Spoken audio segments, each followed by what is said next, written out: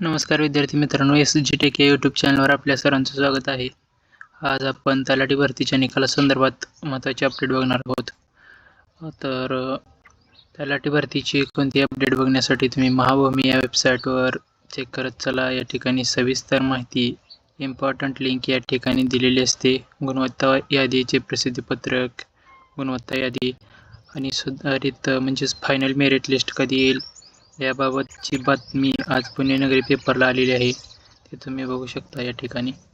आठवडाभरात तलाठी परीक्षेतील पात्र उमेदवारांना नियुक्तीपत्र देण्याचे नियोजन. तुम्हाला तर माहीतच आहे, 17 ऑगस्ट ते 14 सप्टेंबरमध्ये परीक्षा झाली होती 57 शिफ्टमध्ये आणि यासाठी 10,41,000 उमेदवारांनी परीक्षा दिली होती आणि संपूर्ण प्रक्रिया ही झालेली आहे. यामध्ये खूपच सेंटर TCSचे सेंटर मॅनेज झालेले होते आणि खूप ठिकाणी गैरप्रकार झालेले आहेत. तरी देखील या ठिकाणी TCS कंपनीकडून हे गैरप्रकार झाले नाहीत असं सांगण्यात आलेलं आहे. तर स्पर्धा परीक्षा समन्वय समितीने देखील या ठिकाणी दिलेलं होतं. काल प्रसिद्धीपत्रक जारी केलेलं होतं की या परीक्षेत TCS कर्मचाऱ्यांची नातलग परीक्षा टॉपर आहेत. संभाजीनगर येथे TCS परीक्षा केंद्रावर कर्मचारी मॅनेज झालेले होते. परीक्षेदरम्यान नियंत्रण ठेवणाऱ्या पर्यवेक्षकाने उमेदवारांना आसनापर्यंत जाऊन रफशीटद्वारे उत्तरे पुरवली होती. अशी खूप माहिती या प्रसिद्धीपत्रकात केलेली आहे आणि पुण्यात आंदोलन करणार असंही या ठिकाणी जाहीर केलेलं होतं आणि MPSC मार्फत परीक्षा घ्याव्या अशी मागणी केलेली होती. हे स्पर्धा परीक्षा समन्वय समितीचे प्रसिद्धीपत्रक आहे. हे काल म्हणजेच 19 तारखेला जारी करण्यात आलेले होते. तरी याचा कोणताही परिणाम या ठिकाणी तलाठी भरती परीक्षेवर झालेला दिसत नाही आहे. या ठिकाणी दिलेला आहे, परीक्षेत घोटाळा झाल्याचा आरोप स्पर्धा परीक्षा समितीने विद्यार्थ्यांसह राजकीय संघटनांनी केले. दरम्यान भूमी अभिलेख विभागाने गुणवत्ता यादीनंतर यशस्वी उमेदवारांची यादी तयार करण्याचे काम सुरू केलेले आहे.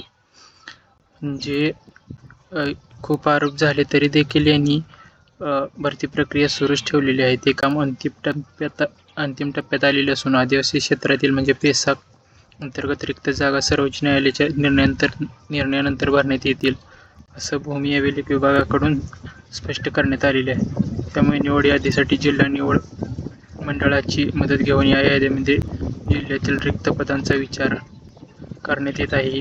पदे भरताना जात संवर्गानुसार यादी तयार करण्यात येत आहे. म्हणजे एवढे आंदोलन झाले, खूप नेत्यांनी देखील ही बातमी उचलून धरली तरी देखील यामध्ये कोणताही भरती प्रक्रियेमध्ये कोणतीही स्थगिती आलेली नाही किंवा याची यासाठी चौकशी झालेली नाही. स्पर्धा परीक्षा समन्वय समितीने देखील खूप आरोप केलेले आहेत आणि खूपच आंदोलन देखील खूपच चिघळलेलं आहे. तरी देखील यांनी तलाठी भरतीची अंतिम गुणवत्ता यादी म्हणजेच नियुक्तीपत्रके हे 26 जानेवारीला देण्यात येणार आहे अशी बातमी दिली आहे. तलाठी भरती परीक्षेतील गुणवत्ता जाहीर करण्यात आलेली आहे.